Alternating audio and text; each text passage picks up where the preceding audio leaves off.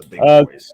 Jordan Addison, I believe he plays for USC, if I'm correct. Yes. 217 receiving yards, 3,134 yards, 29 touchdowns, 59 receiving yards, 875 yards, 8 touchdowns, 4 for 40.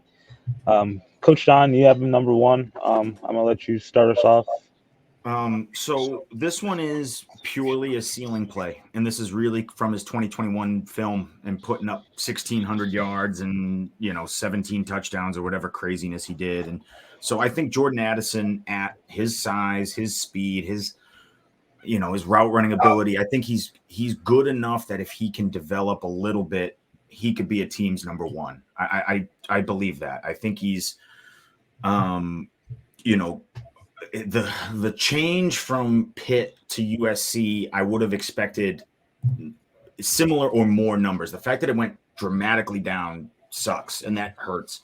But I do think that he can still flourish in most offenses. And so I think that a team looks at him, looks at his ability, sees his sort of, the season that he put up with Kenny Pickett and says, look, I think an offense can be built around this. Clearly, Kenny Pickett did it and became a first-round pick because of it. So I think Jordan Addison, to me, out of the big three that we're going to start to talk about, he is the one that has the most upside. So that's why, for me, he's my number one overall. Now, all three of them are great wide receivers that we're going to talk about.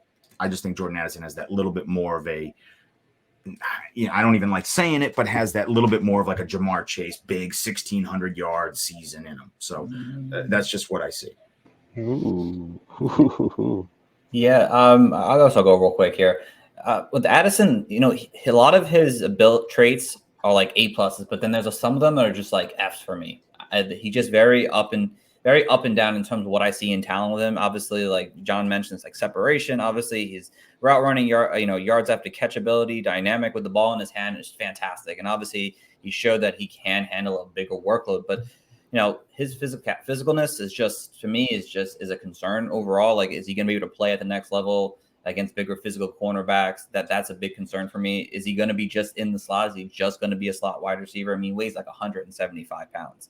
It's definitely not what you want to see. That's what he weighed in at the combine. And he just dealt with drops last year. And the fact that he kind of, he got injured last year. So I'll give him obviously a pass because of that. And obviously he's still in my top three, but the fact that he went to another offense here, kind of played with the potential number one quarterback or number one player in next year's draft and didn't really take that next level.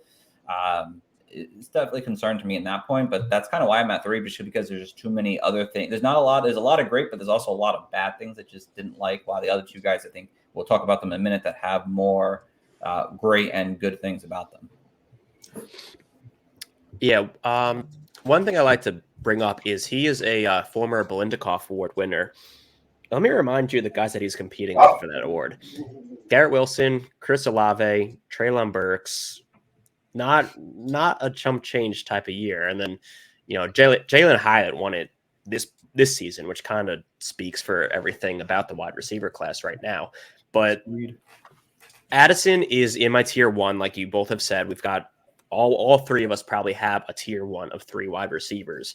And I think he is going to the concern that's coming out right now is the frame, the frame and the size. And have we mentioned that for everybody so far? So if they all have frame and size concerns, why not go with the kid who won the Belindikoff one year? And the only reason he didn't produce this year was because he was hurt for most of the year. So I love Jordan Addison, and I know, John, you hate player comps, but I see a lot. I just don't like doing them because I stink at them. That's why I see a lot of Stephon Diggs in his game. Ooh, I love that. Yeah, I love that. Yeah, I love that. And he's my 3rd ranked player. So as far as like overall draft structure goes, I hate to say it, but like once I'm outside this top 3, I'm kind of out on the wide receivers this year. There's just maybe 5 or 6 running backs I would rather take instead, just for the upside, because I see this wide receiver class having a lot of your wide receiver 2, wide receiver 3s. And I really don't see many outside this top 3 producing wide receiver fantasy football numbers for you, but they're all going to be taken in the first round of your rookie drafts. So it's interesting to see how first rounders, the value changes year over year. But this wide receiver class, I don't think has a lot of ceiling outcomes in it, unfortunately. Yeah, no, I would agree with you.